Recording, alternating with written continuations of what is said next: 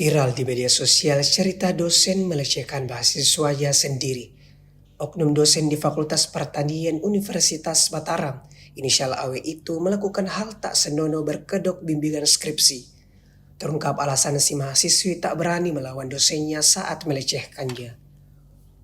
Terbaru, kabar buruk datang untuk diduga pelaku kekerasan seksual.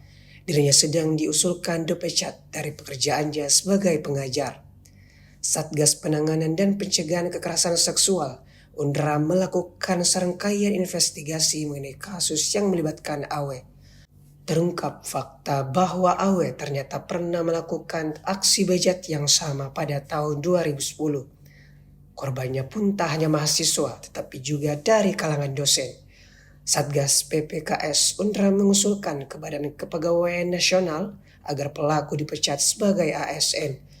Joko belum memastikan kapan usulan tersebut disetujui oleh BKN.